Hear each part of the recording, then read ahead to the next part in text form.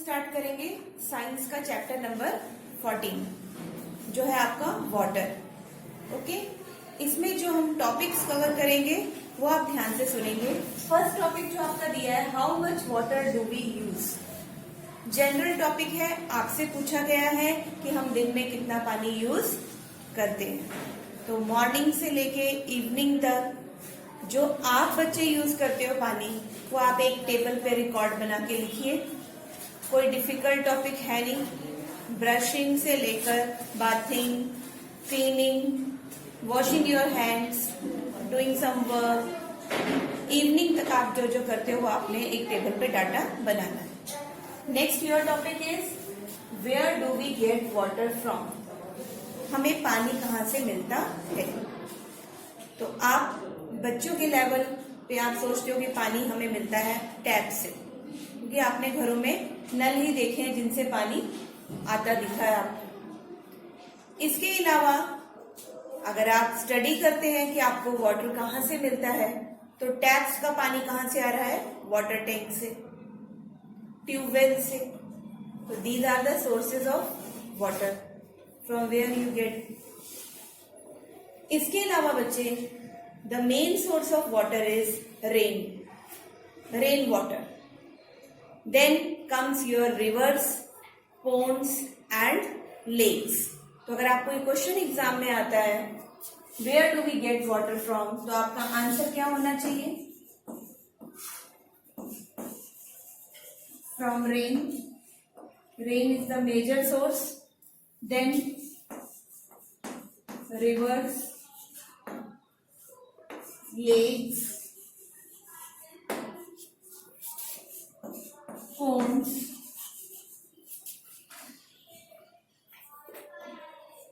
wells, tube wells, hand pumps। Hand pumps में ground water आता है, वेल्स में ग्राउंड वाटर है, ट्यूबवेल्स में ग्राउंड वाटर है। ग्राउंड वाटर क्या होता है, जब रेन वाटर जो है वो सॉइल में अब्सॉर्ब हो जाता है, तो डीप इनसाइड ग्राउंड में वो आपके लिए स्टोर हो जाता है। That water is known as ground water. उस वाटर को पंप करके बाहर निकाला जाता है ट्यूबवेल्स के थ्रू, हैंड पंप्स के थ्रू। क्लियर। और आपके घरों में जो टैप्स हैं वो एक जरिया है घर में पानी आने का, वाटर टैंक से। Clear. Next topic is water cycle.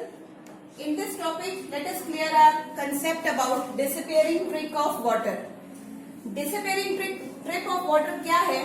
इसमें देखिए, जब हम वेट क्लोथ्स को सुखाते हैं, है ना, पानी कहाँ चला जाता है, जो रोड्स पे पानी फिलअप हुआ है, रूफ टॉप्स पे फिलअप हुआ है बारिश होने के कारण, आफ्टर सम टाइम डिसअपियर हो जाता है। तो इसके पीछे जो रीजन है, that is water is converting into water vapour, and this process is known as evaporation. Evaporation आपका फर्स्ट स्टेप है वाटर साइकिल का। तो इसको समझना जरूरी है। What is evaporation? Changing of water into water vapour in the presence of sunlight. तो हर जगह इस वक्त भी इवेपोरेशन हो रही है, सीज में, ओशंस में, लेक्स, पोन्ड्स में। जहां पर वाटर बॉडीज हैं, during the day time water is changing into water vapour, and this process is known as evaporation. Next हमारा जो स्टेप है वाटर साइकिल में, दैट इज कंडेंसेशन।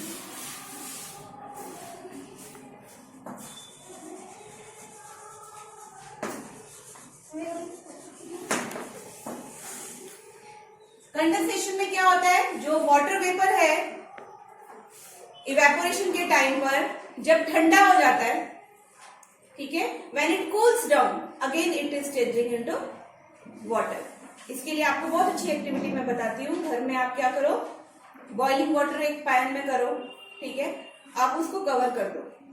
थोड़े देर के बाद जब आप वो कवर हटाओगे तो you will see some water droplets on the under surface of that cover. पहले तो नहीं थी, जब आपने उसको कवर किया तब तो वाटर प्लेट्स वहां पे ड्रॉपलेट्स नहीं थी, लेकिन अब हैं। कहाँ से आई? वही water vapour again that water vapor on cooling converts into water droplets. This process is known as condensation. ऐसा ही होता है जब वाटर बॉडीज का जो पानी है वो इवेपोरेट होकर एटमॉस्फेयर में जाता है। तो आपको पता है जैसे जैसे हाइट बढ़ती है एटमॉस्फेयर की कूलिंग होती है, ठीक है। तो on cooling this water vapour again changing into water droplets, this process is called condensation. ये दो प्रोसेस है बेटा जो वाटर साइकिल में हम पढ़ेंगे।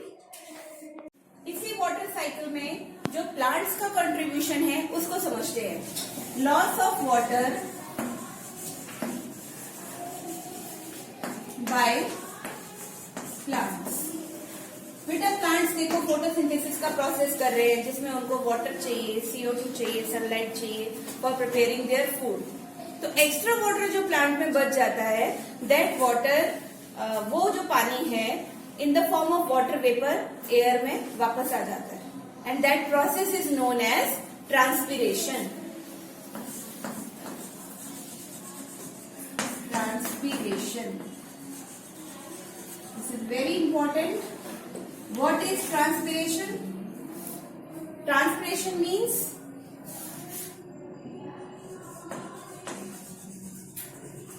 exchange of water vapor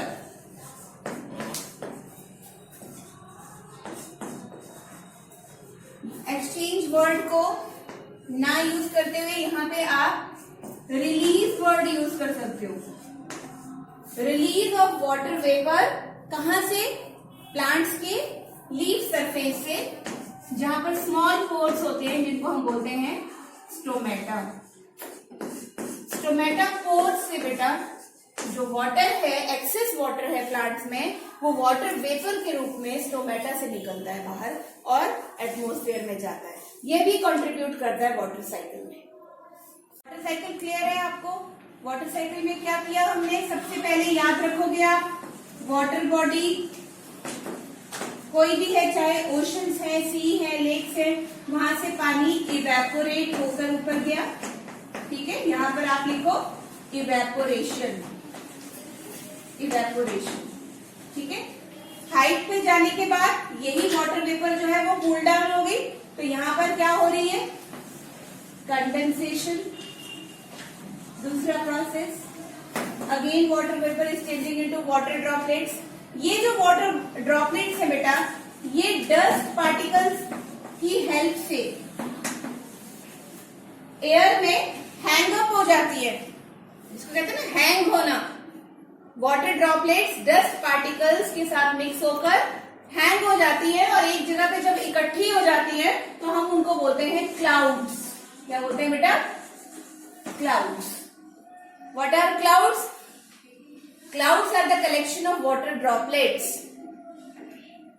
और ये with the help of dust particles hang करती है एटमॉस्फेयर में। जब बहुत ज्यादा वाटर ड्रॉपलेट्स हो जाती हैं, होल्ड करना मुश्किल हो जाता है उनके लिए, तो फिर एज अ रेन हमें वो वाटर वापस मिल जाता है, ठीक है।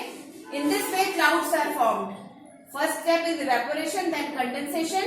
In this way, with the help of dust particles, water droplets are hanging in the atmosphere. This is known as cloud formation. And again, this water comes down in the form of rain कह लो आप, snow कह लो, hailstorms कह लो। इसके through पानी back वापस आ जाता है। तो this cycle is known as water cycle. Next बेटा क्या होगा अगर जो आपके पास ऐसी कंडीशन बन जाए कि बहुत ज्यादा बारिश हो, रुकने का नाम ना ले, ठीक है।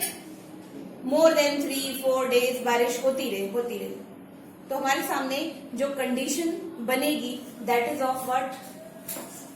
सुना है आपने? फ्लड, ठीक है। फ्लड की कंडीशन बनेगी। तो what happens if rain occurs heavily?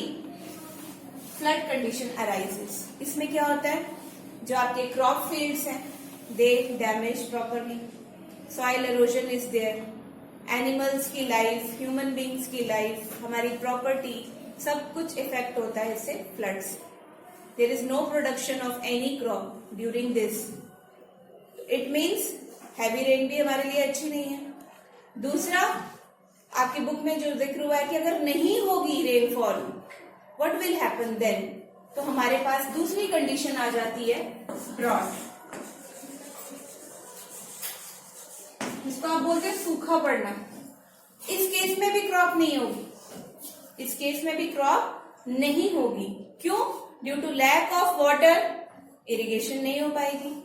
फिर डेथ होना शुरू होगी, प्लांट्स की भी, एनिमल्स की भी, ह्यूमन बींग्स भी सफर करेंगे, हमें भी पोर्टेबल ड्रिंकिंग वाटर नहीं मिलेगा. ठीक है, तो दोनों ही कंडीशन में लॉस है, फ्लड की में भी और ड्रॉट में भी. ठीक है, तो कब ठीक रहता है? जब रेनफॉल ऑप्टिमम हो, रिक्वायर्ड हो, हमें एक्सेस भी नहीं चाहिए और लैक ऑफ रेनफॉल भी नहीं चाहिए. अब बेटा बात आती है स्टोरेज ऑफ रेन वाटर की. स्टोरेज ऑफ रेन वाटर कैसे हम कर सकते हैं? बारिश के पानी को कैसे स्टोर कर सकते हैं? तो यहां पर एक टर्म आपकी बुक में यूज हुई है, rain water harvesting. Rain water harvesting, इसका मतलब क्या है? हार्वेस्टिंग का मतलब होता है कटाई, है ना. तो हार्वेस्टिंग यहां पर स्टोरेज के लिए यूज किया है ये वर्ड. रेन वाटर हार्वेस्टिंग यानी आपकी छत पर या अपने ग्राउंड में कहीं पे ये प्रोविजन रखा है वाटर टैंक का कलेक्ट करने के लिए. रूफ टॉप पे बनाया है वाटर टैंक, जहां पे बारिश का पानी जो है आप स्टोर कर रहे हो. ठीक है, storage of rain water for further use. जब बारिश नहीं होगी तब आप उस पानी का यूज करोगे. This process is known as rain water harvesting. Clear? This is your chapter water.